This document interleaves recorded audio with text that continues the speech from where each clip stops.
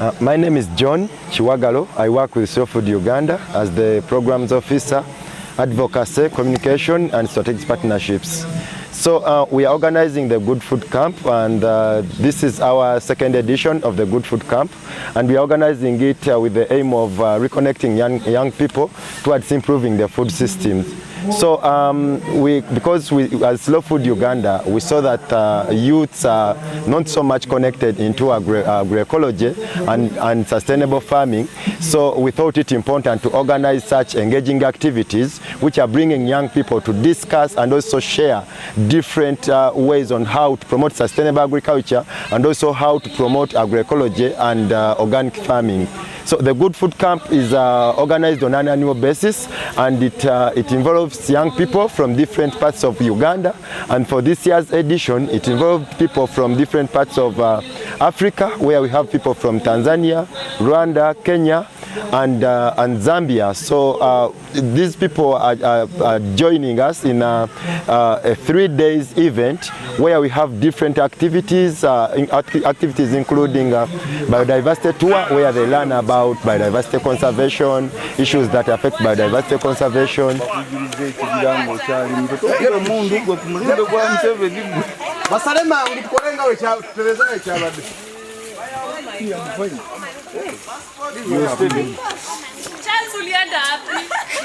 Kuja. Kujani tu penye muko. Come the way you are. We are here for you. Come with what you have. Then we have activities like the cooking sessions, where people learn about importance of the dietary diversity, the importance of consuming diverse nutritious foods. And also we have other activities like the team building sessions, because we believe that if young people work together as a team, they can easily achieve a common goal of improving our food systems. So the Good Food Camp, this year's edition of the Good Food Camp, is bringing over 150 youths from Africa and also from different parts of Uganda. So it is organized to ensure that young people can have a dialogue among themselves on how the food system can be transformed and also improved by the young people themselves. Thank you so much. My name is Thierry Ndakuma, and I'm from Rwanda. What makes me curious is about the vanilla plantation. So I was just thinking about the vanilla plantation, but out it, and the guy who was with me, I was just trying to ask many questions about the vanilla, because I do the research on different group, but my first time was thinking about the vanilla, and I was very excited to find the vanilla. So I would like to take some samples of vanilla in my country so that I would practice about the vanilla. So thank you for this amazing journey. It was very fun, and to have the bridge there and also to collect the wood, it's an amazing one. Thank you so much. My name is Godline from Kawali district. It is my first time to see cocoa. See cocoa? I've never seen it anywhere. This is my first time. So I was so happy, excited. I was like, hey, you mean that is cocoa? How does it grow? Why is it the only plant? Why is it alone? So many questions. Then some other thing, I was so happy about the intercropping. Seeing trees together with coffee, then bananas, then cassava, so many things in one garden. Then I had to think about my past. There is a time I'd grown onions, but I'd grown them alone. They all died. I didn't get anything. So I was like, maybe if I planted onions together with something, I'll get that some other thing. But at the same time, one of us asked why they are planting trees at the same time, coffee, and then so many things. But a person told us that those trees are planted with coffee because they get water from far away, not within that same area. So maybe I was thinking, maybe I would have planted onions together with something else, then maybe they can't go along together. Had so many conversations within my head. Up to now, I have no answers. So I think I'll find what to do next time. When I saw this kind of walk, but as we went right from here, I saw abundant nature.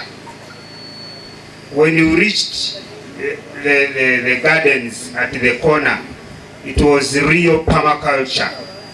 Then what amused me most, walking where we got water, and again this kind of bridge that we crossed, it really showed the nature, and I have never seen it anywhere. This is my best walk I have ever had in life. Come together. For example, I've seen trees, I've seen bananas, vanilla and coffee. They all take long time to grow, and it has been rare on my side to see it. You see a tree once in a while or a coffee plant once in a while, but this has been a bigger range of long-term crops being grown together. When you look at bananas, they take long. When you look at the trees also, they take long time. When you look back to coffee, it also takes a long time.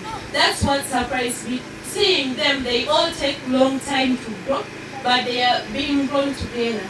What amazed me to see that Buikwe we still have land which is still green. I thought that nature cleared everything. So we clap for that. Where is the other leader? Is not around. Thank you for keeping the land with vegetative things. However, slow food, Buikwe leaders, we should think about food security. May God bless you. As I was trying to slope down, I happened to recognize this. Me, I'm a born of this area, but I've taken long minus seeing this so-called matungu.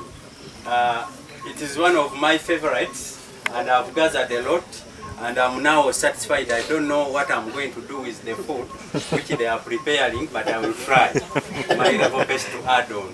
So it has been so interesting to also meet my fellow Mzee, the owner of the plantations, Mr. Sright. It's only that maybe he's not here with us, but I've seen him around here. So we have been hearing about him, and I could not even spare time to... Could you tell us also, share with the other groups, the challenges we made affecting the diversity as we were moving? Yes, I remember one challenge. I think as we were moving about, we were also looking at the economic part of issues. Yeah. And I think we saw one guy burying some rocks. Burying someone? Logs. Logs. To burn charcoal. To burn charcoal. So I think that means the logs were harvested maybe within an area. From look of things, they were indigenous. So it means that maybe an area was cleared midway for cultivation. So that's one of the deforestation is one of the enemies of biodiversity. Okay. Babiri babula mbabuyo. Ngenda kwogera ku bulungi bw'endabyo okusooka.